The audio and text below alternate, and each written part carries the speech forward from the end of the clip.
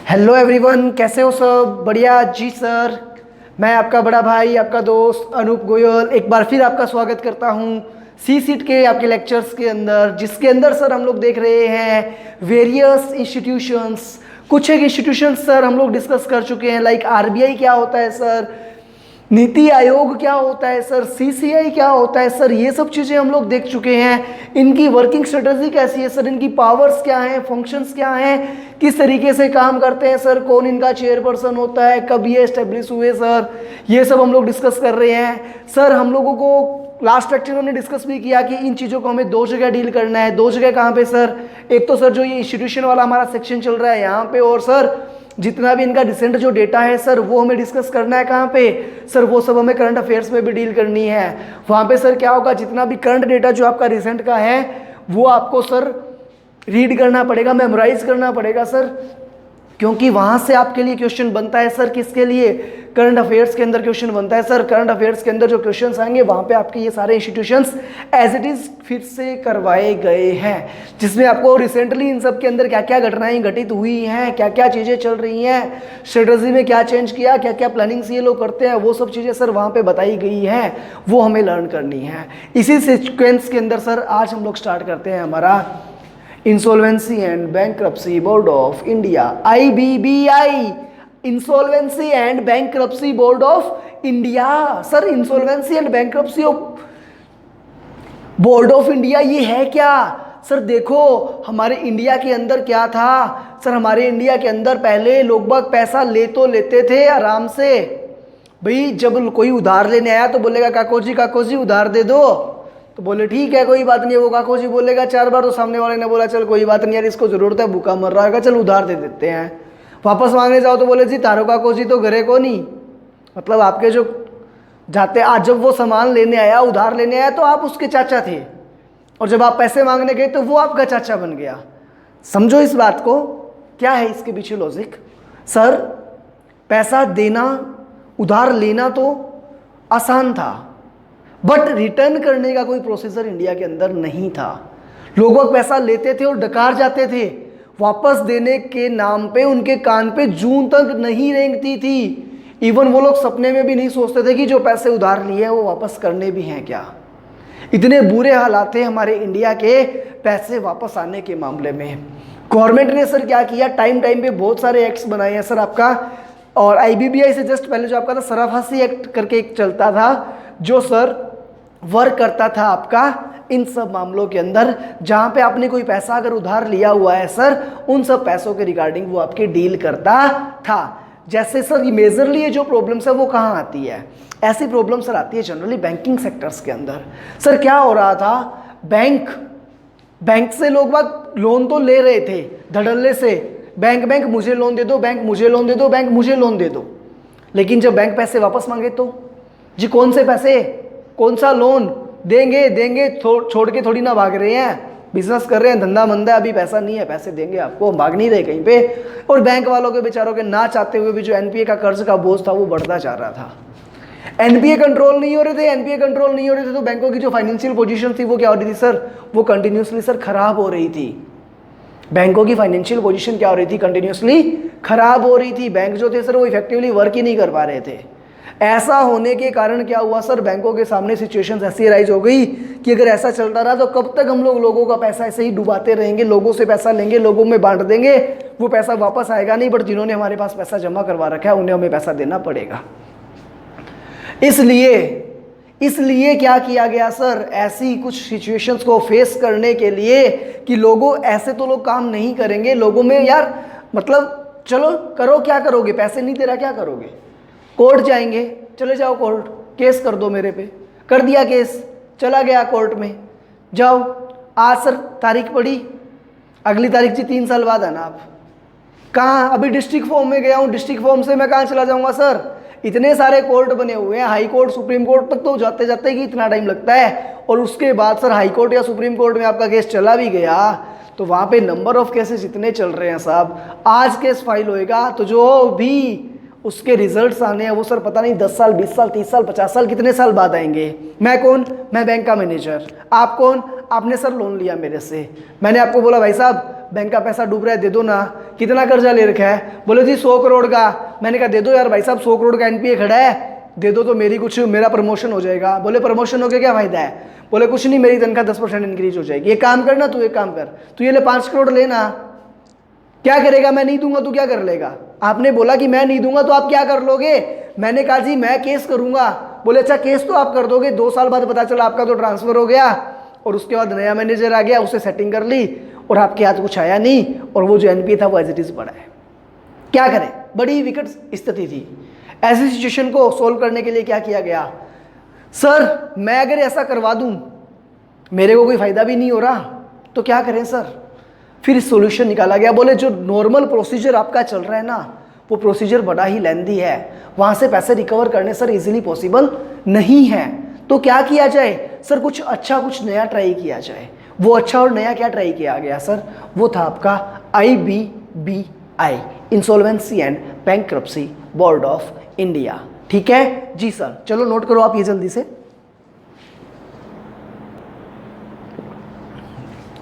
क्या किया सर? एक बोर्ड बनाया, इस बोर्ड को क्या पावर दी, किस तरीके से काम करेगा? तो इसके अंदर सर ये डाला गया कि अगर कोई भी पर्सन अगर 1 लाख रुपए से ज्यादा का डेटर है तो उस पर केस फाइल किया जा सकता है। इन्होंने कुछ स्पेसिफाइड कैटेगरीज दी, जिसमें एक दिया इन्होंने कॉर्पोरेटर डेटर, एक था सर ऑपरेशनल डेटर और क्रेडिटर्स। कुछ कैटेगरीज बनाई गई सर। वो लोग क्या कर सकते हैं सर? वो फाइल कर सकते हैं एप्लीकेशंस किसके पास? IBBI के पास, कि भाई साहब ये जो पर्सन है ना, ये मेरे पैसे नहीं दे रहा और आप कुछ जुगाड़ करवा के दो। इसका अमाउंट कितनी रखी सर? 1 लाख रुपीज और मोर। अगर कोई पर्सन 1 लाख रुपया उससे ज्यादा मांगता है तो वो सर क्या कर सकता है? वो केस कर सकता है सर। कॉर्पोरेट डेटर होना चाहिए या फिर वो सर ऑपरेशनल डेटर होना चाहिए सर, या फिर सर वो इटसेल्फ खुद कौन होना चाहिए? जो पर्सन जिसने लोन दिया वो खुद जा करके बोल देगा जी मेरी सिचुएशन ऐसी नहीं है कि मैं लोगों के पैसे चुका सकूं, तो आप एक काम करो जी, आप मुझे आप दिवालिया डिक्लेयर कर दो, बस मेरा पीछा छुड़वा दो कैसे भी। या फिर जिससे आपने पैसा लिया वो चला जाएगा जी ये आदमी बड़ा ही गंदा आदमी है, ये आदमी ये देखो मेरे पैसे खा के बैठा है। बोले कितने पैसे? 1 लाख रुपया उससे ज्यादा खा करके बैठा है। बोले पकड़ लो इसको। अब आपको हाई कोर्ट, सुप्रीम कोर्ट या फिर डिस्ट्रिक्ट फॉर्म इन सब में जाने की जरूरत नहीं है, क्योंकि वहां जाएंगे तो सर कोर्ट वाला सिस्टम, तारीख पे तारीख वाला सिस्टम चलता रहेगा। इंसाफ अगर होएगा तो भी कोई फायदा नहीं है। पता नहीं कब जाकर के न्याय होएगा, पोता देखेगा, पता नहीं पड़पोता देखेगा, सड़पोता देखेगा, किसके टाइम पे तो न्याय होकर के आएगा। तब तक देखने वाले ही नहीं होंगे। जिसपे केस चला पता वो आदमी तो बेचारा टाइम से खिसक लिया, है ना जी सर। तो क्या किया गया? ऐसे काम सर कैसे हो? स्पीडली मैनर में हो। टाइम लिमिट्स बनाई गई है सर इसके अंदर कि मैक्सिमम आपको 180 डेज के अंदर ये सारा काम करना है। उसके बाद अगर आपको एक्सटेंशन चाहिए तो भी 90 डेज का एक्सटेंशन मिल सकता है। मैक्सिमम 270 डेज, अगर मैं रफली बात करूं सर तो 9 मंथ्स के अंदर क्या हो जाना चाहिए? सारा झंझट आपको समझ आना जाना चाहिए कि ये जो बंदा है इससे पैसे निकल सकते हैं या नहीं निकल सकते। अगर निकल सकते हैं तो इसको किस तरीके से निकलवा सकते हैं। काम जो है वो किसी प्रोफेशनल से करवाना है या नहीं करवाना, क्या करवाना है क्या नहीं करवाना, वो सब गाइड किया जाता है सर। उसके साथ साथ बताया जाता है क्या? यही कि अगर भैया पैसे देता है तो हम तैयार हैं, तेरे काम धंधा हम सेट करने के लिए प्रोफेशनल बंदा हम दे देंगे, जिसको हम लोग बोलते हैं IRP। वो आकर के तेरा सारा काम धंधा मैनेज करेगा, सब कुछ देखेगा। और अगर लगता है कि अब तो इसमें जान बची ही नहीं तो बोले जी एक काम करो, इसका सामान ताम झाम समेटो, बेचो और चलो जी, जो पैसे मांग रहे हैं उनके पैसे जितने भी निकलते हैं, जो दे सकते हैं वो दे दा के नक्की कर दो। बस ये काम कौन करता है? IBBI। देखते हैं चलो। इट वाज एस्टेब्लिश्ड, कब हुआ सर एस्टेब्लिश्ड? ये ऑन 1 अक्टूबर 2016। अभी आया सर, ये तो 3-4 साल हुए हैं। हाँ जी, 1 अक्टूबर 2016 को आया है क्या हमारा IBBI under the insolvency and bankruptcy code 2016। अभी तक सर इसका कोई एक्ट नहीं बना। इसके लिए जो सर जो भी रेगुलेशंस रूल्स बनाए गए हैं वो सब किस में बनाए गए हैं? इंसॉल्वेंसी एंड बैंक्रप्सी कोड 2016 के अंदर सर। इसको हम लोग कोड भी बोलते हैं। इट इज ए की pillar of the ecosystem responsible for implementation of the code that consolidates and amends the laws relating to recognition and insolvency resolutions of corporate persons, partnership firms and individuals in a time bound manner for maximization of the value of assets of such persons, to promote entrepreneurship, availability of and balance the interest of all the stakeholders। Sir पता नहीं इतनी जल्दी क्या पढ़ के चले गए। सही बताऊं ना तो समझाने के पर्पज से पढ़ा ही नहीं था मैंने। अब हम लोग देखते हैं, समझते हैं इसके अंदर ये क्या कह रहा है, आपको बातें समझ आ जाएगी। देखो ये कह रहा है सर कुछ लोग हैं, कुछ पार्टनरशिप फर्म्स हैं, कुछ इंडिविजुअल्स हैं जो काम कर रहे हैं सर, बट उनका जो काम है ना, जो पैसे वैसे डूबने जो निकलवाने हैं सर, वो सारा काम क्या है, टाइम बाउंड मैनर में नहीं हो रहा, बड़ा लंबा प्रोसीजर चल रहा है, तो उससे हमें कैसे करना है, उसको हम लोग टाइम बाउंड मैनर के अंदर लेकर के आएंगे। ये बोल रहा है, देखो सर क्या बोल रहा है, that consolidates and amends the laws. Sir ये कंसोलिडेट करेगा जो अलग अलग लॉ थे ना, भी आपका सरफराशी एक्ट अलग था, बैंकिंग के लिए अलग से एक्ट था, और जो असेट्स की रियलाइजेशन के लिए अलग से था, वो सारे एक्ट्स को बोले इन छोटे छोटे अलग अलग, आज मैं पहले एक पर्सन से परमिशन लो, फिर दूसरे से लो, फिर तीसरे से लो, फिर पता चला एक ने मना कर दिया, तो उन सब में बहुत ज़्यादा कॉम्प्लिकेसी थी ना, तो बोले उन सबको क्या करो, कंसोलिडेट कर दो और सबकी पावर एक जगह डाल दो, और एक जगह किसमें डाल दी, IBBI में डाल दी। ठीक है जी सर, तो ये कह रहा है कंसोलिडेट किया और अमेंड किया सर लॉज को, कौन से लॉज को, insolvency resolution of corporate persons. Corporate person का मतलब सर जो आपका बिजनेस कर रहा है, जो ट्रांजेक्शन्स कर रहा है, partnership firms and individuals, partnership form जो बनी हुई है वो, या फिर इंडिविजुअल्स, इन ए टाइम बाउंड मैनर। किस तरीके से डिसीजन देना है सर, टाइम बाउंड मैनर के अंदर। टाइम बाउंड मैनर का मतलब सर आपको मैक्सिमम 270 डेज का टाइम दिया गया है इसके अंदर, कि 180 डेज का जो आपका फर्स्ट पीरियड है वो, प्लस 90 डेज के अंदर आप टोटल 270 डेज के अंदर ये बता दो कि ये जो ऑर्गेनाइजेशन है, ये जो आपका इंस्टीट्यूट है, इसके अंदर कुछ जान बची है या नहीं बची। अगर जान बची है तो हम आगे काम करें, वरना क्या करें, हम इसका तामझाम समेट करके नक्की कर दें, और जो भी पैसे मिलते हैं वो लो, समेटो और अपने अपने घर जाओ, चलो अपने अपने घर के लिए निकल पड़ो। ठीक है जी sir. For maximization of the value of assets, sir कौन सी असेट्स की वैल्यू को मैक्सिमाइज करने के लिए, ऑफ सच पर्संस, ये जो लोग थे सर, इनकी जो भी असेट्स है उसकी वैल्यू मैक्सिमाइज करने के लिए, उनको जितना पैसा मिल सकता है वो मैक्सिमम पैसा दिलवाने के लिए, टू प्रमोट एंटरप्रेन्योरशिप, एंटरप्रेन्योरशिप को प्रमोट करने के लिए, availability and the balance of, availability की आपके पास उनके पैसा जो अवेलेबल हो जाए, and balance the interest of all the stake holders, जो भी स्टेक होल्डर्स है सर उनके पास जो भी पैसा पड़ा है वो क्या हो जाए, मैक्सिमाइजेशन उसका हो जाए। जो भी लोग हैं जिन्होंने पैसे लगा रखे उनके पैसे डूबे ना, उसके पैसों को सिक्योर करने के लिए काम करता है सर आपका IBBI। It is a unique regulator. Sir इसका जो काम करने का स्टाइल है वो बड़ा ही डिफरेंट है, क्योंकि इससे पहले इंडिया के अंदर जितने भी काम थे सर वो डीले डाले चलते थे, टाइम बाउंड मैनर में काम जो थे वो नहीं होते थे। Regulate a profession as well as process, sir ये एक प्रोफेशनल के जैसे भी काम करता है और एक प्रोसेस भी है इसकी प्रॉपर।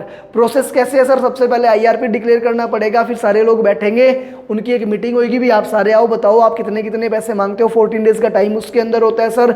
उसके बाद वो सारे बता देते हैं, तो वो वेरीफाई करता है कि हाँ इसके इतने इतने पैसे हैं या नहीं है। फिर एक पर्सन जो उन सबकी जाँच करेगा सर, और वो देखेगा कि किस तरीके से वर्क करना है। इस तरीके से एक पूरा प्रॉपर प्रोसीजर आपका चलता है, वो सारी प्रोसेस भी ये देखता है। It has regulatory oversight over the insolvency professionals, sir जो भी इंसॉल्वेंसी प्रोफेशनल्स है जो ये सारी प्रोसेस करेंगे उस पर सबको ये रेगुलेट करता है। इंसॉल्वेंसी प्रोफेशनल एजेंसीज जो ये सारा काम करती है उन सबको रेगुलेट करता है। Insolvency professional entities and information utilities, इन सबको सर मॉनिटर करने का, रेगुलेट करने का काम करता है आपका IBBI। It rights and एनफोर्सेस rules for process namely corporate insolvency resolution. Sir ये बहुत सारे काम करता है, उन सब के अंदर कुछ प्रोसेस जो भी है, सारी प्रोसेस को देखने का, करने का सारा काम कौन करता है, आपका IBBI करता है। सर इसके लिए साइट कौन सी है, IBBI.government.in, IBBI.gov.in सर इसकी वेबसाइट है। और इसका हेडक्वार्टर कहाँ है sir, Connaught Place Delhi, Delhi के कैनेट प्लेस में सर इसका हेडक्वार्टर है। और सर IBBI क्या है, IBBI मैं ये बोल सकता हूँ कि जो आपके बैंक डूबते हुए थे सर, उन सब डूबते हुए बैंकों में जान फूंकने के लिए लाया गया एक बोर्ड था, जिसने काफ़ी हद तक NPS को कवर करवाया भी है। और सर यही वो बोर्ड है जिसके कारण ये आपके भाग गए ना कई लोग, कौन रहे अपना वो किंगफिशर वाला विजय माल्या, मेहुल चोकसी, ये सब इन्हीं की देन है सर। नीरव मोदी, इनके थ्रू इतना सिकंजा कस लिया गया उन लोगों पे कि जो निकल लिए तो ठीक है, बाकी जो पकड़ में आ गए उन सब की बैंड बजने वाली है बुरे तरीके से। वो सब किसके कारण है सर, IBBI के कारण। ठीक है जी सर, चलो करो नोट जल्दी से।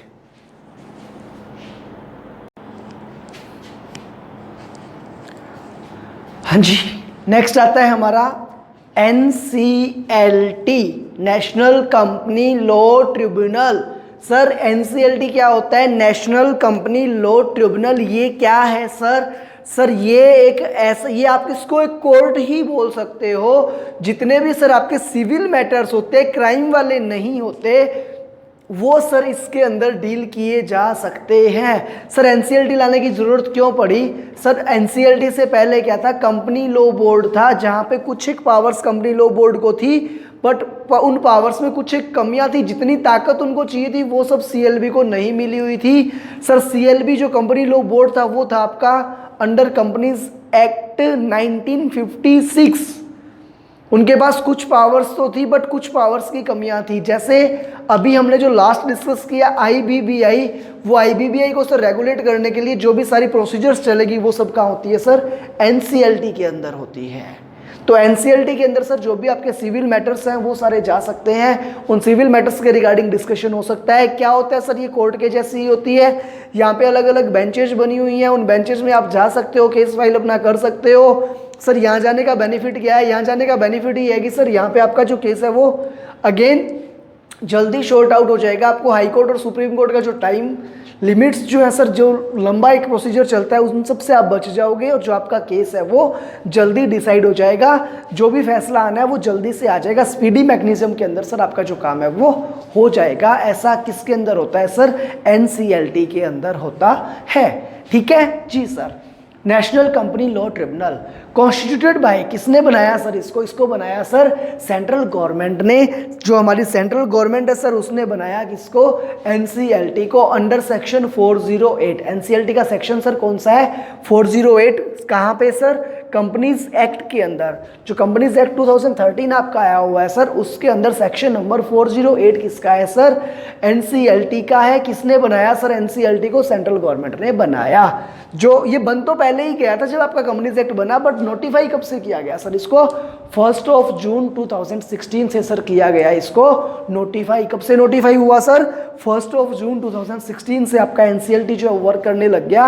उससे पहले क्या काम करता था सर? उससे पहले हमारा जो सीएलबी है वो वर्क करता था। ठीक है जी sir. In first phase the MCA, in first phase the MCA मतलब मिनिस्ट्री ऑफ कॉर्पोरेट अफेयर्स। पढ़ चुके ना हम लोग कि मिनिस्ट्री ऑफ कॉर्पोरेट अफेयर्स जो थी आपकी कैसे क्या वर्क करती थी वो सब हमने देखा।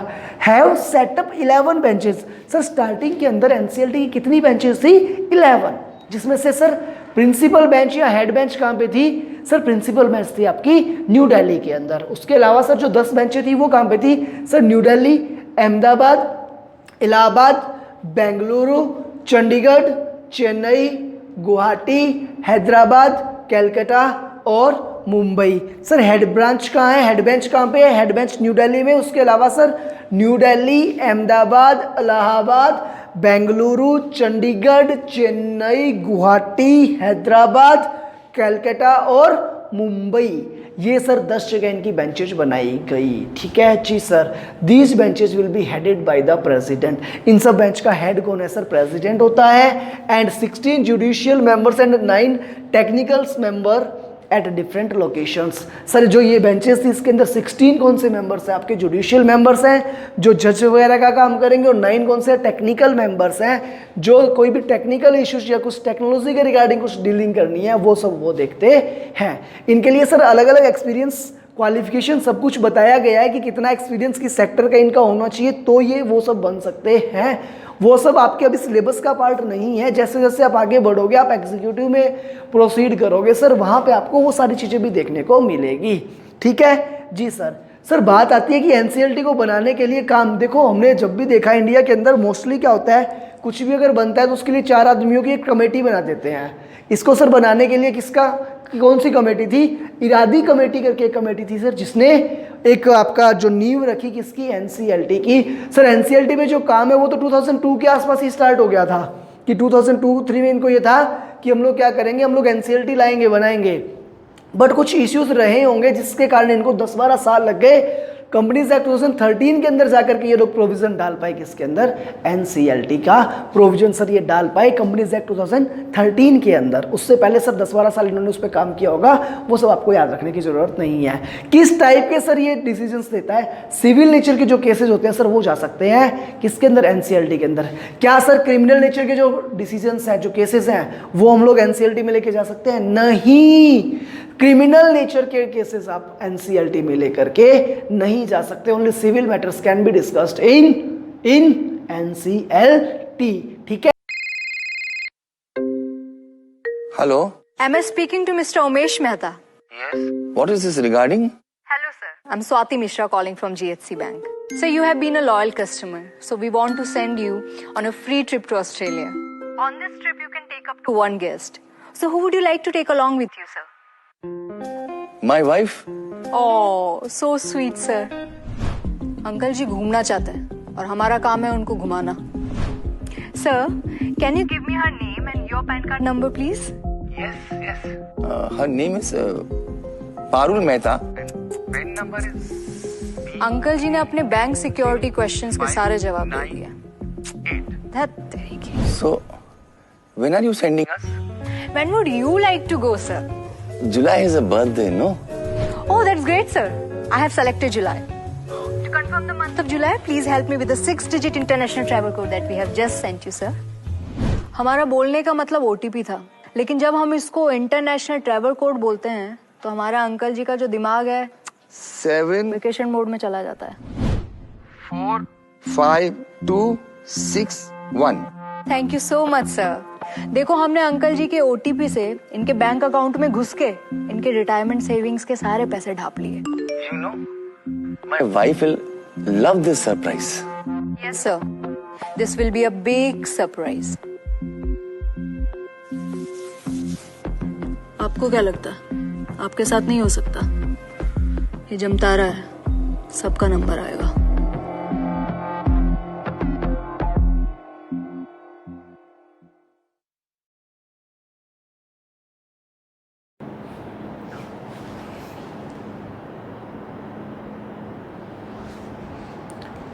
फंक्शंस ऑफ एनसीएलटी की बात कर रहे हैं सर. फंक्शंस ऑफ एनसीएलटी में क्या आपका फर्स्ट, रजिस्ट्रेशन ऑफ कंपनीज.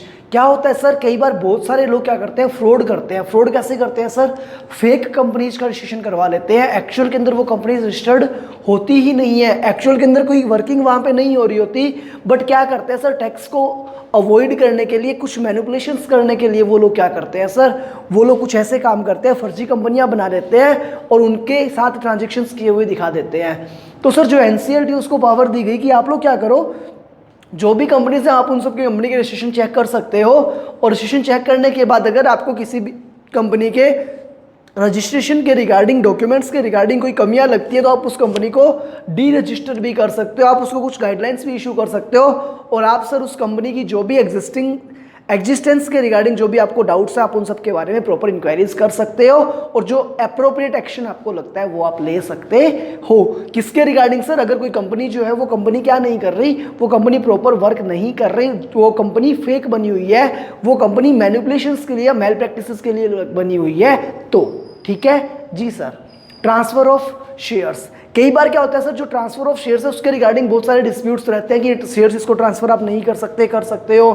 अगर आपने किसी पर्टिकुलर पर्सन को ट्रांसफर कर दिया सर तो फिर वो क्या माना जाएगा सर, उसके कारण किसी की होल्डिंग ज़्यादा हो जाएगी, कम हो जाएगी, बहुत सारे डिस्प्यूट्स रहते हैं. जैसे जैसे आप कंपनीज को डिटेल में समझने लगोगे तो आपको समझ आएगा सर कि इतने सारे इश्यूज भी होते हैं क्या. तो सिंपली अगर ट्रांसफर ऑफ शेयर्स के रिगार्डिंग कोई भी इश्यूज वगैरह है, केसेस हैं, वो सारे कौन डील करता है, वो एनसीएलटी डील कर लेता है. डिपॉजिट्स, कई बार क्या होता है सर, कई बार ये होता है सर कि जो भी डिपॉजिट्स आई हुई है एनसीएल, किसी कंपनी के पास किसी ने पैसा डिपॉजिट करवाया हुआ है, बट उन डिपॉजिट्स के अंदर क्या है, कंपनी किसी भी टाइप का फ्रॉड कर रही है, उन डिपॉजिट्स को प्रॉपरली मैनेज नहीं कर रही कंपनी, उन पैसे को मिस यूटिलाइज अगर कर रही है, एनसीएलटी को अगर ऐसा लगता है तो सर एनसीएलटी जो है उन मामलों को देख सकती है और उन मामलों के बारे में खुद का जो भी डिसीजन उसको अप्रोप्रिएट लगता है वो दे सकती है. कौन सर, आपकी एनसीएलटी. ठीक है. पावर टू इन्वेस्टिगेट सर, कि जैसे क्या है कि पहले क्या होता था कि कोई भी दिक्कत अगर किसी को लगती है हम लोग उसकी जांच के आदेश देते हैं, इन्वेस्टिगेशन करवा देते हैं। तो सर ये कह रहा है कि जो एनसीएलटी है उसको भी पावर मिली हुई है किस चीज़ की, इन्वेस्टिगेशन करने की। अगर किसी कंपनी के 100 मेंबर्स, पहले सर ये लिमिट कितनी थी 200 थी, अब क्या कर दिया 100 मेंबर्स अगर किसी कंपनी के क्या करते हैं सर, एग्री कर जाते हैं। किस लिए एग्री कर जाते हैं सर, कि हमें तो सर जो हमारी ये बातें जो आपका ये काम वाम ये कंपनी कर रही है ना उससे हम बिल्कुल भी संतुष्ट नहीं है सर, हमारे मन की संतुष्टि करवा दो। और देखो ये जो कंपनी है ना ये अच्छा काम धंधा नहीं कर रही, तो आप एक काम करो आप जाकर के इनकी जांच करवाओ। तो अगर ऐसी कोई एप्लीकेशन एनसीएलटी के पास आती है और सर अगर कंपनी में शेयर होल्डर्स नहीं है तो 1/5 जो मेंबर्स है अगर वो अप्लाई कर देते हैं, वो जब आप और डिटेल में देखोगे इन्वेस्टिगेशन के जो सेक्शन है वो पढ़ोगे, सेक्शन 230 जो इसके सेक्शन जो दिए हुए 206 के 206, 207, 208 वहाँ सब आप देखोगे, वहाँ आपको समझ आएगा सर कि किस तरीके से जो एनसीएलटी है वो इन्वेस्टिगेशन की प्रोसीजर करवा सकती है। इन्वेस्टिगेशन सर आपका बुक्स ऑफ अकाउंट्स का हो सकता है, डॉक्यूमेंट्स का हो सकता है सर, किसी और जो कंपनी का ऑफिस है सर वहाँ पे कोई भी असेट्स वगैरह उन सबका इन्वेस्टिगेशन करवा सकता है कौन, NCLT. Freezing assets of company, अगर एनसीएलटी को लगता है कि जी कंपनी के जो लोग बाग है, जो बंदे हैं, ये बंदे बड़े ही करते गंदे धंधे हैं, कंपनी के जो बंदे हैं वो करते गंदे धंधे हैं, तो ऐसे बंदों के कारण जो कंपनी की असेट्स है उनको ये क्या कर रहे हैं, मिस यूटिलाइज कर रहे हैं। तो उन असेट्स को बचाना है ऐसे गंदे लोगों से। तो एनसीएलटी बोलेगा आप इस असेट्स को ना तो बेच सकते ना कहीं लेके जा सकते, आप कुछ नहीं कर सकते, छोड़ दो, जो है जैसा है वो वैसा ही छोड़ दो, मैं मेरे पर्सन को बेचूंगा, वो जाकर के देखेगा उन सबको और जैसा उसको करना है वो वैसा करेगा।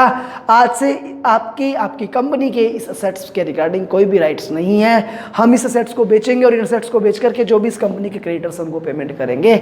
ऐसा कौन कर सकता है सर, ये काम है एनसीएलटी का। Conversion of public companies into private company under section 459। Sir कई बार क्या होता है पब्लिक कंपनी के अंदर पब्लिक का पैसा लगा हुआ होता है, और पब्लिक का अगर पैसा लगा हुआ है तो सरकार को हमेशा दिक्कत है कि जहां पे भी पब्लिक का पैसा लगा हुआ है वहां पे आप पब्लिक के साथ खिलवाड़ नहीं कर सकते। आप खुद के साथ खिलवाड़ करो, आप अपने रिश्तेदारों के साथ खिलवाड़ करो, बट आप जनरल पब्लिक के साथ खिलवाड़ नहीं कर सकते। इसलिए अगर आपने क्या की, आपने कोशिश करी, आपने कुछ ऐसी तुच्छ हरकतें करी जिसके कारण अगर हमें वो क्या लगी, बुरी लगी, तो हम लोग क्या करेंगे सर, हम आपका जो पब्लिक कंपनी का टाइटल है वो तो छीन लेंगे और पब्लिक कंपनी के टाइटल की जगह हम आपको क्या बना देंगे, हम आपको प्राइवेट कंपनी बना देंगे अंडर सेक्शन 459। फिर आप पब्लिक के साथ डीलिंग नहीं कर पाओगे, ना ही तो आप पब्लिक से डिपॉजिट्स ले पाओगे, ना ही आप पब्लिकली शेयर इशू कर पाओगे, और जो भी एडिशनल बेनिफिट्स मिलते हैं पब्लिक कंपनी को वो सारे आपके एडिशनल बेनिफिट्स क्या हो जाएंगे सर, विड्रॉ हो जाएंगे। जो भी एडिशनल बेनिफिट्स मिलते हैं किसको, पब्लिक कंपनी को, वो सारे बेनिफिट्स सर विड्रॉ कर लिए जाएंगे अगर एनसीएलटी को ऐसा लगता है कि कंपनी जो आपकी काम कर रही है वो प्रॉपर और जेन्युइन तरीके से नहीं कर रही जिस तरीके से उसको काम करना चाहिए। क्या पढ़ा सर हमने पढ़ा sir NCLT, national company law tribunal. National company law tribunal sir 2016 के अंदर बना, 1 जून 2016 को सर ये काम करने लग गया था। इसकी बातचीत सर चल रही थी 2002 से, 10-12 साल लग गए इसको आते आते। एग्जिस्टेंस कहाँ से आई सर, कंपनीज एक्ट 2013 में सर इसको एक सेक्शन मिला, कौन सा सेक्शन 408। इसके लिए काम किसने किया सर, इसके लिए जो काम किया, जो कमेटी बनी वो कमेटी थी सर इरादी कमेटी थी सर। इसका हेड ऑफिस कहाँ है, हेडक्वार्टर है सर इसका न्यू दिल्ली के अंदर। और सर इसकी कितनी बेंचेज हैं सर, इसकी 10 बेंचेज हैं। और हेडक्वार्टर कहाँ है, हेड बेंच कहाँ पे है सर, न्यू दिल्ली में। उसके अलावा एडिशनल बेंचेज कहाँ पे है सर, न्यू दिल्ली में है, अहमदाबाद में है, इलाहाबाद में है, बेंगलुरु में है, चंडीगढ़ में थी, चेन्नई में थी, गुवाहाटी में थी, हैदराबाद के अंदर थी सर, और हैदराबाद के अलावा सर आपकी कलकत्ता और मुंबई में थी। ठीक है जी सर। 16 इसके सर जुडिशियल मेंबर थे, 9 इसके नॉन जुडिशियल मेंबर्स थे। उसके साथ सर बाद में हमने क्या देखा, फंक्शंस ऑफ एनसीएलटी। एक एनसीएलटी जो वो किस किस के मामले में कौन से मैटर्स जो वो डील करती है।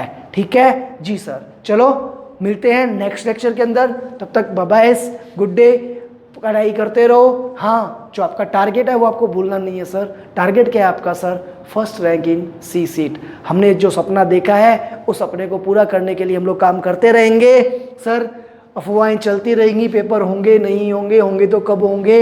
एक बात बताओ मेरे को, पेपर होंगे ना, जुलाई में हो जाएंगे, अगस्त में हो जाएंगे, सितंबर में हो जाएंगे, अक्टूबर में, नवंबर में, कभी तो होंगे। जब होंगे तभी रैंक ले आएंगे। हमें हमारी मेहनत के अंदर कोई कमी नहीं आने देनी है सर, केवल ये सोच करके कि एग्जाम होंगे या नहीं होंगे। एग्जाम पोस्टपोन होते हैं तो हमें कोई फर्क नहीं पड़ता, नहीं होते तो कोई फर्क नहीं पड़ता। हमें जो हमारी पढ़ाई है सर वो कंटिन्यू करनी है। चाहे हमें कोई कुछ भी बोलता रहे, अरे तू तो पागल है, क्यों पढ़ रहा है, तेरे तो पेपर नहीं होंगे, चाहे कोई कुछ भी बोले, जी मेरे पेपर हो या ना हो, मेरा काम क्या है पढ़ाई करने का, तो मैं पढ़ाई करता रहूँगा। ठीक है, तो आपको पढ़ाई करनी है, फालतू की चीज़ों पे ध्यान नहीं देना। एग्ज़ाम होते हैं नहीं होते, जो भी होगा देखा जाएगा, आपका काम पढ़ाई करने का है, तो आप पढ़ाई पे ध्यान दीजिए प्लीज़। ठीक है, बाय बाय, गुड डे।